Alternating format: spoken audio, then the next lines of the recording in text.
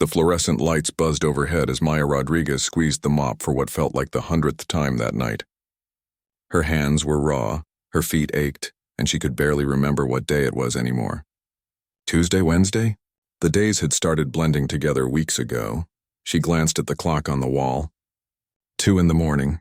Her shift should have ended at midnight. But here she was, still cleaning the same hallway on the 4th floor of Memorial General Hospital. The janitorial staff had been cut down to almost nothing, and the nurses were expected to pick up the slack. Not that anyone had officially told them to do it. It was just understood. If the floors didn't get cleaned, patients could get infections, and Maya couldn't live with that on her conscience. Her blue scrubs were faded and fraying at the edges. She'd bought them 3 years ago, back when things weren't quite so desperate, back when her mother was still alive and her biggest worry was just making rent on time. Now the fabric was thin enough that she wore 2 layers underneath just to stay warm during her walk home. The washing machine in her apartment building had been broken for months, so she hand-washed everything in her bathtub each night, hanging the scrubs over the shower rod to dry. Maya pushed the mop bucket toward the supply closet, her shoulders burning from the effort. She was 32 years old but felt twice that age. When she caught her reflection in the darkened window at the end of the hall, she barely recognized herself. The woman staring back had dark circles under her eyes, hair pulled back in a messy bun with strands falling loose around her face, and a tiredness that went bone deep. She'd become a nurse for all the right reasons. Her mother had spent the last 6 months of her life in and out of hospitals, battling cancer that the doctors said was treatable if they'd caught it earlier. But her mother hadn't had insurance, hadn't gone to the doctor when the symptoms first started because she couldn't afford it. By the time the pain got bad enough that she had no choice, it was too late. During those final months, there was one nurse who made everything bearable. Her name was Patricia, and she treated Maya's mother like she was the most important person in the world. She held her hand during the bad nights, brushed her hair when she was too weak to do it herself, and talked to her about normal things like gardening and old movies instead of just medications and treatments. When Maya's mother passed away, Patricia sat with Maya for 2 hours after her shift ended, just listening to her cry. That's when Maya decided. She wanted to be that person for someone else. She wanted to make the worst moments of people's lives just a little bit more bearable. But nursing school was expensive, and her mother's medical bills were crushing. The hospital had been kind enough to set up a payment plan, but it would take Maya another 8 years to pay everything off at her current rate. And that was if nothing else went wrong. Her 14-year-old brother Carlos was living with her now. After their mother died, there was nobody else. Their father had left when Carlos was a baby, and their mother's parents had passed away years ago. Maya had dropped out of nursing school for a year to work full-time, then went back part-time while working multiple jobs. It took her 6 years to finish a program that should have taken 2. Now she worked 3 jobs to keep them afloat. Mornings, she was a medical assistant at a small clinic across town. Evenings and nights she worked as a nurse here at Memorial General. Weekends she picked up shifts at a nursing home. Between all of it, she scraped together just enough to pay rent, keep Carlos in school, and chip away at the mountain of debt. Her car had died 3 weeks ago. The mechanic said it would cost more to fix than the car was worth, so now she took the bus. Or rather, 2 buses. The routes didn't quite connect, so she had to walk half a mile between stops. On nights like this, when she stayed late, she missed the last bus entirely. Maya locked the supply closet and headed back to the nurse's station. The night was quiet now. Most of the patients were sleeping, their monitors beeping softly in the darkness. She loved these quiet hours, actually. It was the only time she could really connect with the patients who couldn't sleep, the ones who were scared or in pain or just lonely. She was about to gather her things when she heard a soft sound from room 407. Someone crying. Trying to stay quiet about it, Maya's feet were screaming at her to just go home. She'd been on her feet for 16 hours straight. She'd already missed the last bus.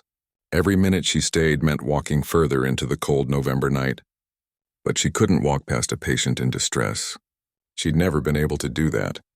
She pushed open the door gently. The man in the bed was elderly, probably in his late 70s. His name was Robert Chen, and he'd been admitted 4 days ago with pneumonia. His chart said he had no family, no emergency contacts listed. Maya had noticed that on her first shift caring for him. "Mr. Chen?" she said softly. Are you okay? Can I get you anything? The old man wiped at his eyes quickly, embarrassed to be caught crying. I'm fine, nurse. You should go home. You look tired. Maya smiled and pulled up a chair next to his bed. I'm not that tired. And I'm not leaving until you tell me what's wrong. Mr. Chen was quiet for a long moment. Then the words just spilled out. He was afraid of dying alone. His wife had passed away 3 years ago and they'd never had children. His friends were mostly gone now, too. He'd spent his whole life working, building a successful business, and now he was at the end with nobody to share it with. The pneumonia was getting better, the doctors said, but he was 81 years old. How many more chances would he get? Maya listened. She didn't try to fix it or tell him everything would be okay. She just sat there and listened, holding his weathered hand in hers. Sometimes that's all people needed. Someone to witness their fear, to let them say the scary things out loud. You're not alone right now, she said finally, and I promise you when your time comes, whenever that is, someone will be here. I'll make sure of it. You won't be alone. Mr. Chen squeezed her hand, tears running down his cheeks. Thank you, he whispered. You don't know what that means to me. They sat together for another hour. Maya told him about Carlos, about how proud she was that he was doing well in school despite everything, about how he wanted to be a teacher someday. Mr. Chen told her about his wife, about the little restaurant they'd run together for 40 years, about the regular customers who became like family. When Mr. Chen finally drifted off to sleep, Maya quietly slipped out of the room. She glanced at the clock. 3:30 in the morning. The last bus had left at midnight. She had to be at the clinic at 7. She grabbed her coat from her locker, a thin thing she'd bought at a thrift store that didn't do much against the November cold. She wrapped her scarf around her neck and headed for the exit. The hospital lobby was empty except for the security guard, who nodded at her as she passed. Outside, the air bit at her face. Maya pulled her coat tighter and started walking. It was 4 miles to her apartment. If she walked fast, she could make it in about an hour and 15 minutes. That would give her maybe 2 hours to sleep before she had to get up for her morning shift. Her feet hurt so badly that each step felt like needles. Her stomach growled. She'd given her lunch to a patient earlier in the shift, a young homeless man who'd come in with a broken arm and admitted he hadn't eaten in 2 days. She'd told him she'd already eaten, which was a lie. She'd planned to grab something from the vending machine on her break, but then she got busy and never took a break. As she walked through the dark streets, Maya thought about her life. Was this what the next 20 years would look like? Working herself into the ground, never quite getting ahead, always just barely surviving? But then she thought about Mr. Chen's face when she promised he wouldn't die alone. She thought about the homeless man's gratitude when she handed him her sandwich. She thought about the little girl earlier in the week who'd been terrified of getting an IV, and how Maya had held her hand and told her stories until she calmed down. This was why she'd become a nurse. Not for the money, obviously. Not for the glamour or the easy schedule. She'd become a nurse because she'd seen what kindness could do in the darkest moments.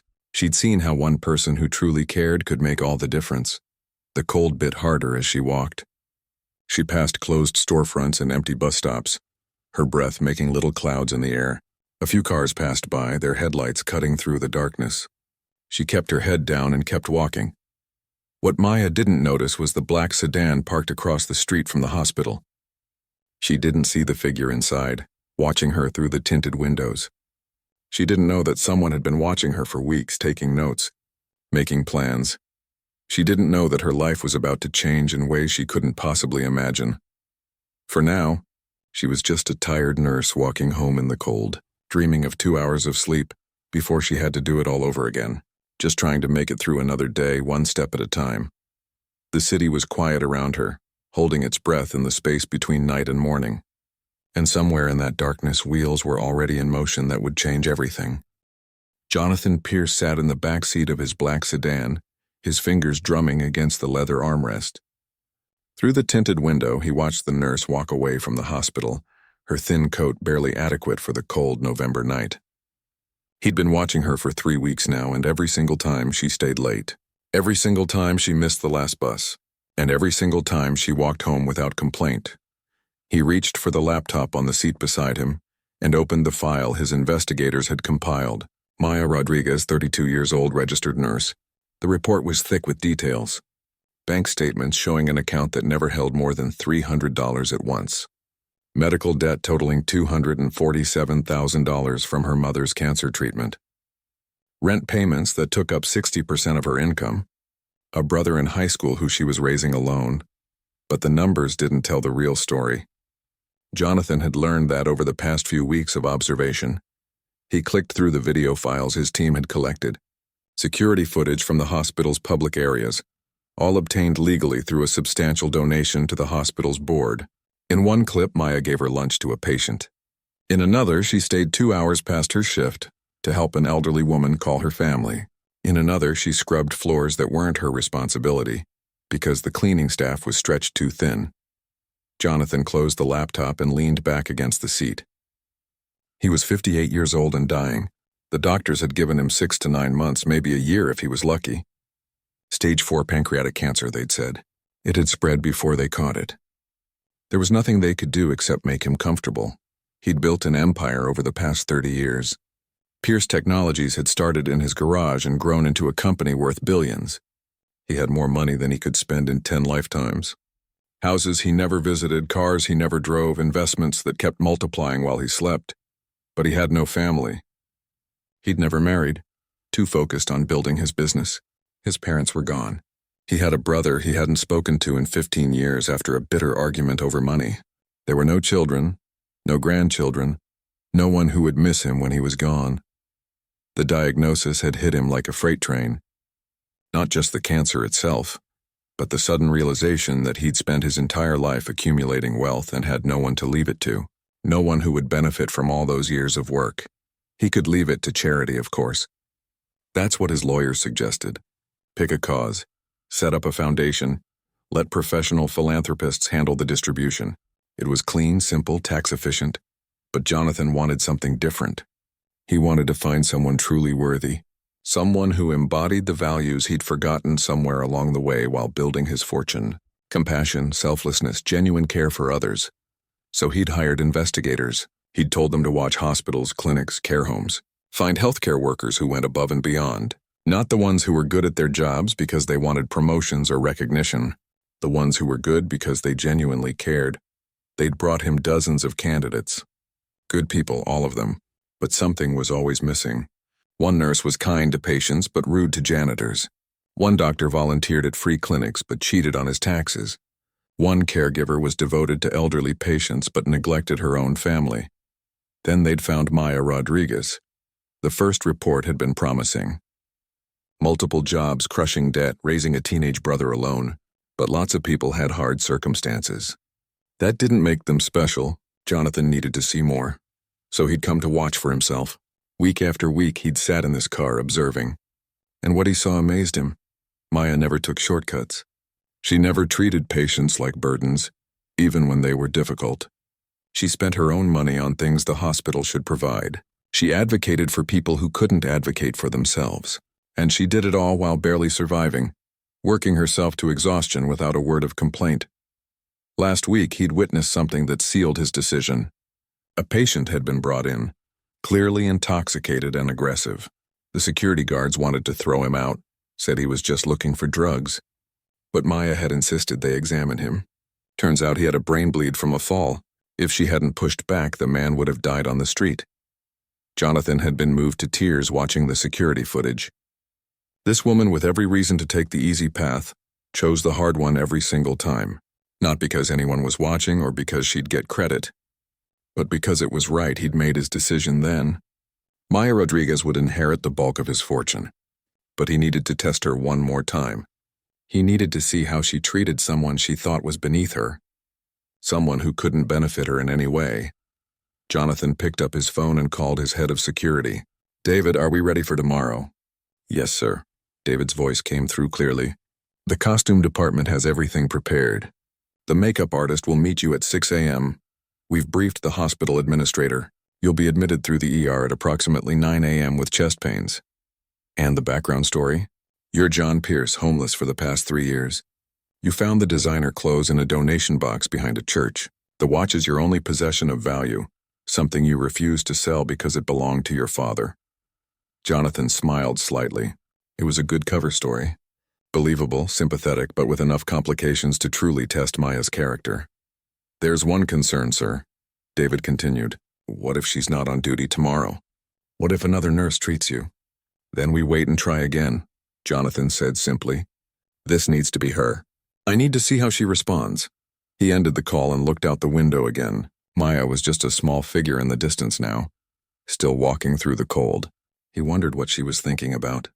Her debt, probably. Her brother. How she'd make it through another day. Tomorrow he'd find out what kind of person she really was. The next morning, Jonathan barely recognized himself in the mirror. The makeup artist had done incredible work. His expensive suit was gone, replaced with clothing that looked high-end but dirty and wrinkled. His face had been made to look weathered and tired. Fake dirt under his fingernails, scuffed shoes. The whole picture of a man who'd fallen on hard times. The designer watch on his wrist was real, though. His father's Patek Philippe, worth over $100,000. That was the test within the test. Would Maya see it and assume he'd stolen it? And if she did, what would she do? David drove him to Memorial General. "Are you sure about this, sir? Your health is fragile. Pretending to have chest pains, going through an ER admission, it's a lot of stress on your body." "I'm dying anyway, David," Jonathan said flatly. "A few hours in a hospital bed won't make much difference." They parked at the ER entrance. Jonathan took a deep breath, then clutched his chest and stumbled out of the car.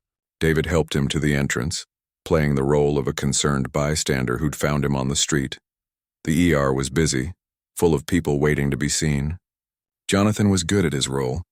He'd spent weeks studying how people with chest pains actually behaved, what symptoms to report. The triage nurse took his complaint seriously and got him back to a room quickly. And then he waited. The ER doctor examined him, ordered tests, an EKG, blood work, chest x-ray. All normal, of course, though Jonathan had to be careful to let them run the tests. He couldn't refuse care without raising suspicion. "You're lucky," the doctor said. "Doesn't appear to be a heart attack. Probably anxiety or indigestion. We're going to keep you for observation for a few hours, then you can go." Jonathan nodded, playing the grateful patient. "Thank you, doctor." "I was so scared." The doctor left and a nurse came in to check his vitals. But it wasn't Maya. This nurse was efficient but impersonal, barely making eye contact as she worked. Hours passed. Different nurses came and went. Jonathan started to worry that Maya wasn't working today. All this preparation for nothing. Then around 2 p.m. she walked in. She looked exhausted, probably coming off a night shift. But her smile was genuine as she approached his bed. "Hi there," she said warmly. "I'm Maya. I'll be taking care of you for the next few hours." "How are you feeling?" Jonathan stayed in character. "Better, thank you. I'm John. I thought I was having a heart attack." "That must have been scary," Maya said, checking his IV line. "Looks like the test came back good, though." "That's wonderful news." She pulled up a chair and sat down, which surprised him. Most of the other nurses had stayed standing, eager to get to the next patient. But Maya settled in like she had all the time in the world. "Do you have someone we can call?" she asked gently. "Family, friends?" Jonathan shook his head. "No family. I've been on the streets for a while now. Lost my job, lost my apartment, lost everything." He watched her face carefully. Some people recoiled from homeless patients, worried about drugs or violence. But Maya's expression only softened with compassion. "I'm sorry you're going through that," she said. "That must be incredibly difficult." They talked for a while. Jonathan spun his cover story, adding details his team had prepared. Maya listened without judgment, asking questions that showed she actually cared about the answers. When was the last time he'd eaten? Did he have a safe place to sleep? Were there any social services helping him? "I'll contact our social worker before you leave," she said. "We can get you connected with some resources. Food banks, shelters, maybe some job assistance programs." Then her eyes fell on the watch. Jonathan saw her notice it, saw the slight change in her expression. Here it was. "The test, that's a beautiful watch," she said carefully. "It was my father's," Jonathan said, the one true thing he'd told her. "Only thing I have left of him. Found these clothes in a donation box behind a church, but I'll never sell this watch. It's all I have to remember him by." Maya nodded slowly. He could see her processing this, probably noticing that the watch was worth far more than anything else he was wearing. She might think it was stolen. She might think he was lying. This was the moment that would reveal her true character. It's good to have something that connects us to the people we've lost, she finally said. My mother passed away 3 years ago. I kept her favorite sweater. It doesn't fit me and it's getting holes in it, but I can't let it go. She didn't question the watch. She didn't judge him. She just connected with his story, human to human. Jonathan felt his throat tighten with emotion. This was exactly what he'd hoped to see. Maya stayed with the patient who called himself John for longer than she probably should have. The ER was packed that afternoon, and she could hear call bells going off in other rooms, but something about this man made her want to stay.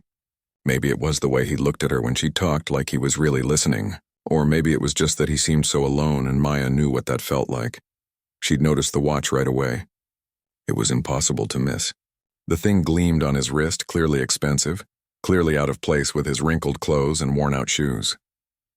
Her first instinct was to wonder if he'd stolen it. But then she looked at his face when he talked about his father, saw the way his fingers touched the watch face gently, and she knew the story was true. Some things you just can't fake, and honestly, even if he had stolen it, what business was that of hers? Her job wasn't to judge people or play detective. Her job was to take care of sick and hurting people, no matter who they were or what they'd done. That's what she'd signed up for.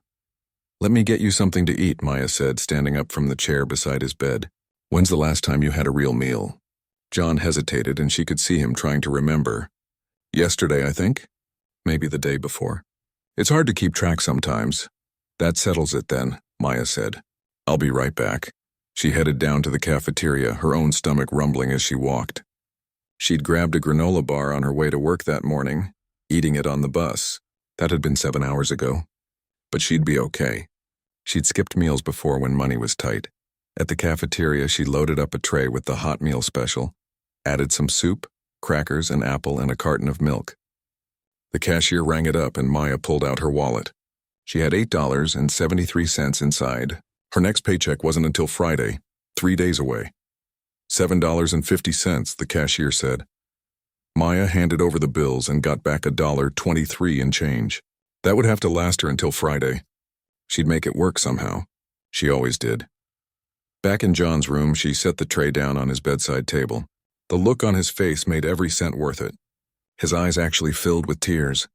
I can't let you do this, he said, his voice shaking a little. You already helped me so much. You need to eat, Maya said simply. Besides, everyone deserves a hot meal. That's not charity. That's just being human. She pulled the chair back up and sat with him while he ate. He ate slowly, carefully, like someone who wasn't sure when the next meal would come. It broke her heart. They talked while he ate. He asked her questions about her life, and somehow Maya found herself opening up to this stranger in ways she usually didn't. She told him about Carlos, about how hard he was working in school, about how she was trying to save up for his college fund but could only put away $20 a month. She told him about her mother, about those last terrible months, about the nurse who'd shown them both what real kindness looked like. That's why you do this, John said softly. Because someone did it for you. Yeah, Maya said. I just wanted to pay it forward, you know? Make someone else's worst day a little bit better. You have no idea how much that means, John said. And there was something in his voice that made Maya look at him more closely. For just a second, he didn't look like a homeless man at all. He looked like someone important, someone powerful. But then he took another spoonful of soup and the impression faded. A couple hours later, the doctor came back with discharge papers. John's test had all come back normal. No heart attack, no serious problems. He was free to go. Maya called the social worker like she'd promised, but the woman who showed up was new and clearly overwhelmed.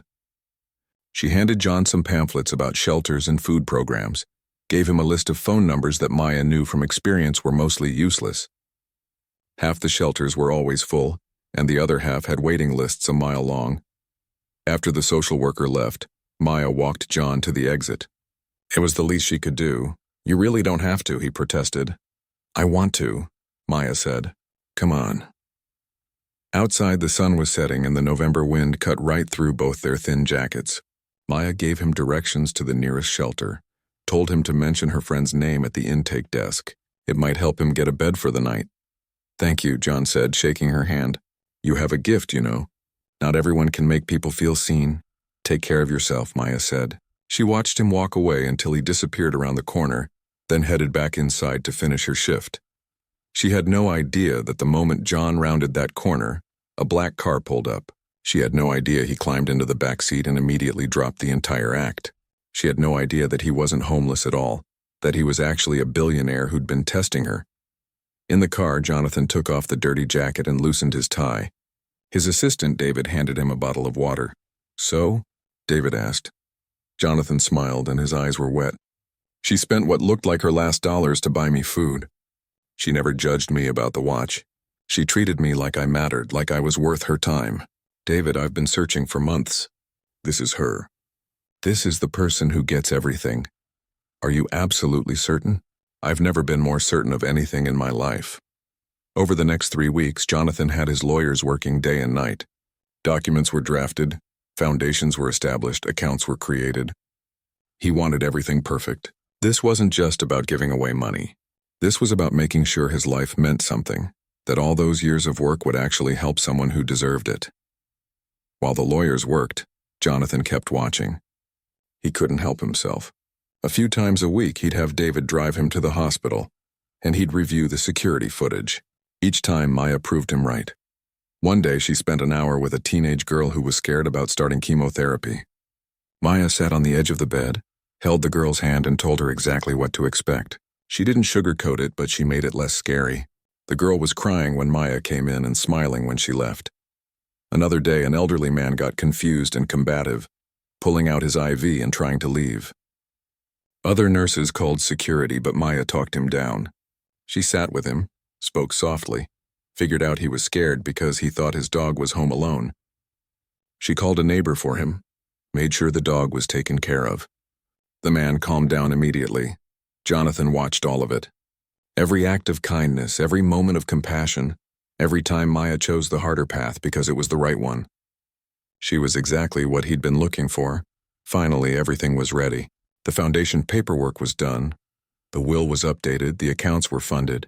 It was time to tell Maya the truth. The lawyer sent a letter to her apartment. Jonathan knew she'd panic when she saw it.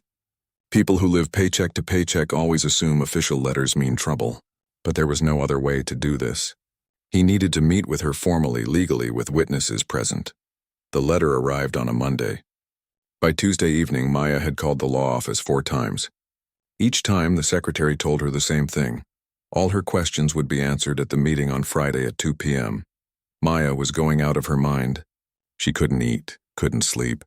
She kept reading the letter over and over, trying to figure out what she'd done wrong. Had a patient complained? Was she being sued? She'd been so careful at work, so careful with everything.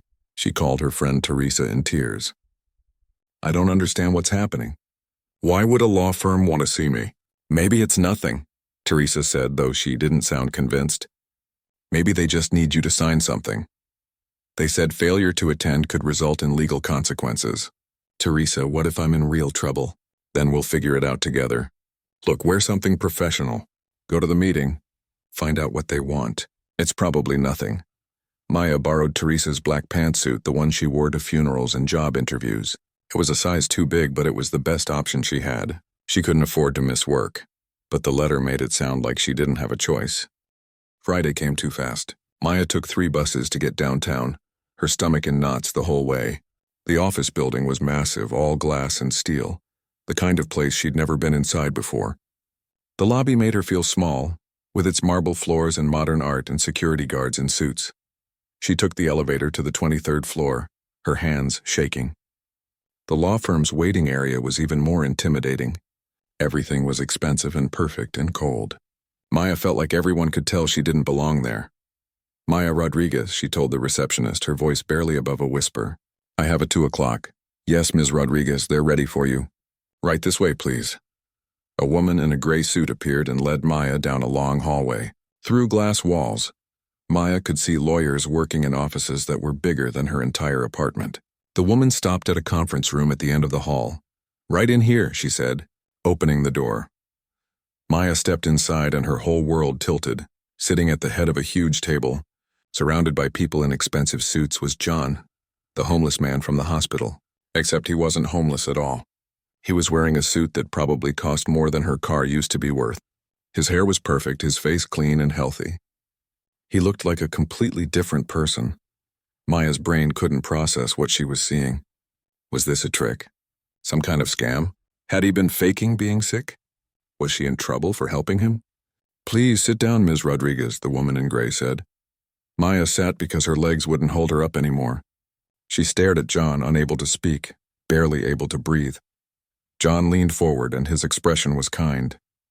Not the look of someone about to deliver bad news. "Maya, I know you're confused and probably scared. I promise you, you're not in any trouble. Actually, I've asked you here to tell you something that's going to change everything," Maya managed to whisper.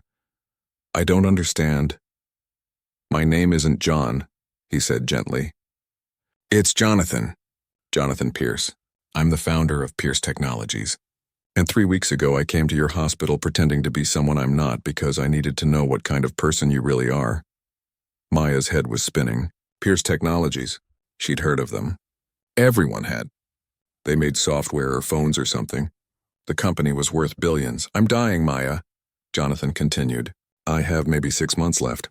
And I spent the last few months trying to find someone worthy of inheriting my fortune, someone who embodies the values I forgot while I was building my empire.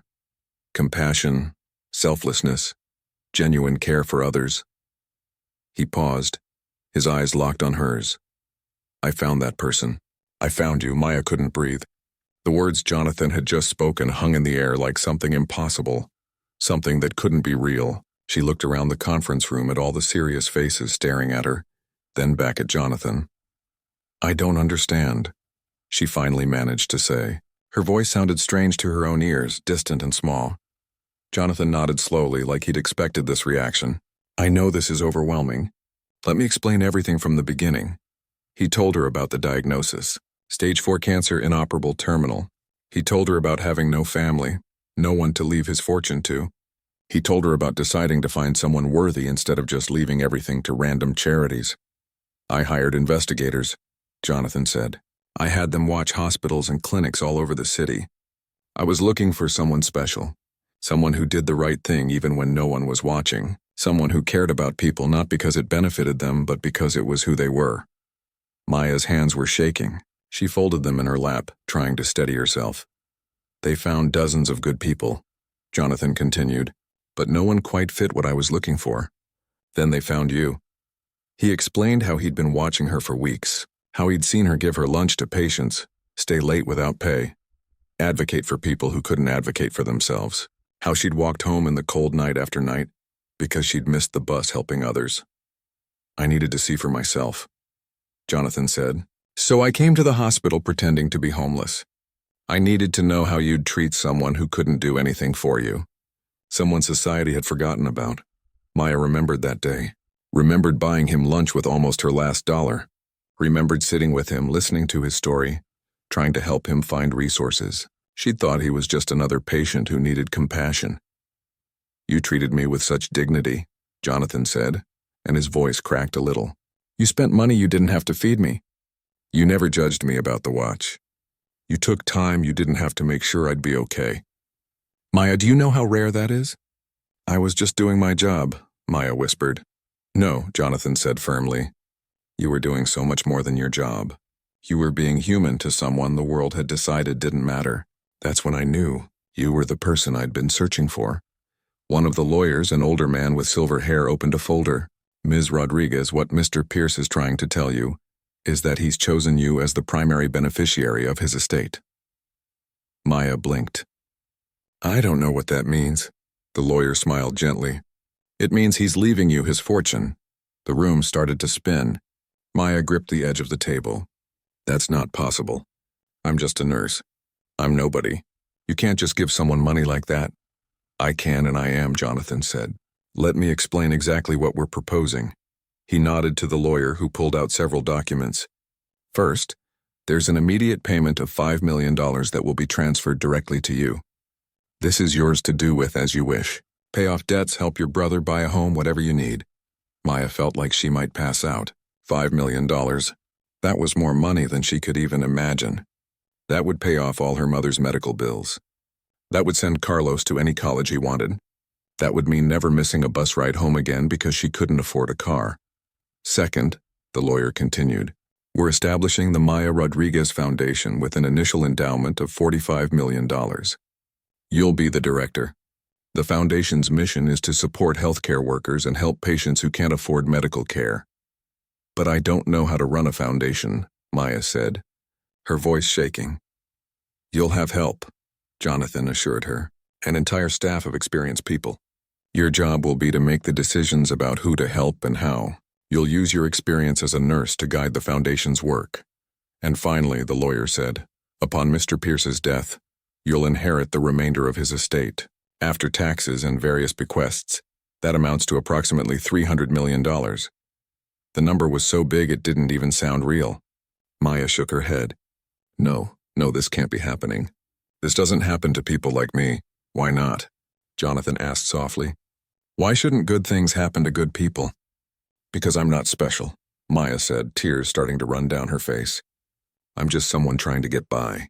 I'm nobody important. That's exactly why you're special, Jonathan said. You're drowning in debt, working yourself to exhaustion, and you still find ways to help other people. You still choose kindness even when life has given you every reason to become bitter. Maya, I built a company worth billions, but I never learned what really matters. You already know. You've always known. Maya wiped at her tears, but they kept coming. I can't accept this. It's too much. You can and you will, Jonathan said. Because this isn't just about you. Think about all the other nurses like you. Think about all the patients who can't afford the care they need. Think about how many lives you could change. Catherine Mills, the senior partner, leaned forward. Ms. Rodriguez, I understand this is shocking, but I want to be clear that this is completely legal and legitimate.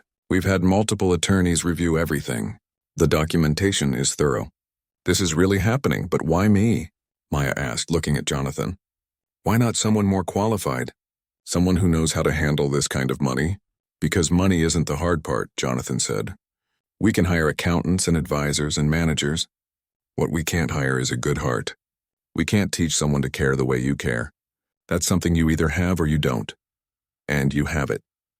He stood up slowly, and Maya could see how sick he really was. He moved carefully like someone in pain.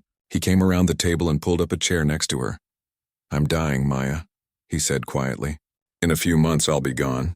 And when I go, I want to know that my life's work will continue to do good in the world.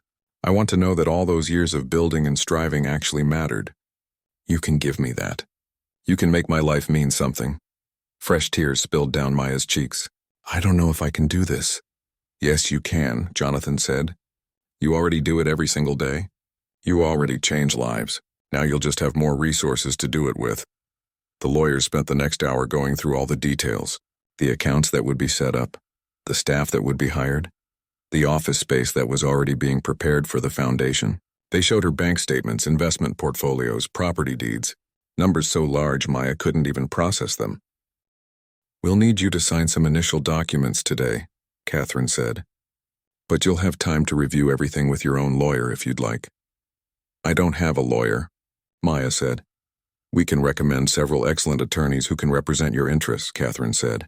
Independent from this firm. You should have someone looking out specifically for you. It was all too much. Maya's head was pounding. She kept thinking she'd wake up any minute and realize this was all a dream. Can I ask you something? Maya said to Jonathan. Anything. What about your family? Don't you have anyone who'd expect to inherit? Jonathan's face grew sad. I have a brother I haven't spoken to in 15 years. We had a fight about money, ironically. He wanted a loan for a business venture. I said no, and he never forgave me. I've tried to reach out over the years, but he won't return my calls. Maybe with this news he might. I don't want people coming around because I'm dying and I'm rich. Jonathan interrupted. I wanted to find someone who saw me as a person, not a bank account. You did that. You saw John, the scared patient in the ER, and you treated him with kindness. You didn't know who I was and you didn't care. That's everything. Maya sat quietly for a moment, trying to let it all sink in. When I became a nurse, I just wanted to help people. I never imagined anything like this. That's exactly the point, Jonathan said with a small smile. You weren't doing it for recognition or reward. You were doing it because it's who you are. They talked for another hour. Jonathan told her more about his company, about the people who would help her manage everything. He told her about his hopes for the foundation, the kinds of programs he'd like to see implemented. but he kept emphasizing that the decisions would be hers. "This is your foundation, your money, your legacy," he said. "I'm just giving you the tools. What you build with them is up to you." As the meeting wound down, Maya had one more question. "Can I still work as a nurse?" Jonathan laughed, which turned into a cough. "You can do whatever you want. Though you might want to cut back to part-time once the foundation gets going. That's going to be a lot of work too." "I don't want to stop being a nurse," Maya said. "That's who I am." "I know," Jonathan said warmly. "And I hope you never do. The world needs more nurses like you." Before she left, Jonathan took off his watch. The same watch he'd worn that day in the ER, the one his father had given him. He held it out to her. "I can't take that," Maya protested. "That's your father's watch. It means everything to you." "And now I want you to have it," Jonathan said. "When you look at it, remember that someone saw you for who you really are. Someone saw your value, and remember that you have the power to do that for other people now." Maya took the watch with trembling hands. It was heavy, solid, real, like everything that had just happened. Catherine walked her to the elevator with a folder full of documents and business cards. "Someone from our office will call you Monday to set up your first meeting with the financial team. We'll help you through every step of this process. You're not alone." In the elevator going down, Maya looked at her reflection in the polished steel doors. She looked exactly the same as when she'd come up. Same borrowed suit, same tired face, same person. But everything was different now. She walked out onto the street into the late afternoon sun.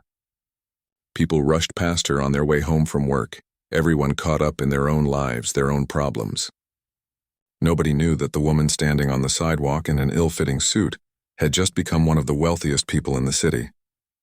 Maya pulled out her phone. She needed to call Carlos, needed to tell him something. But what could she say?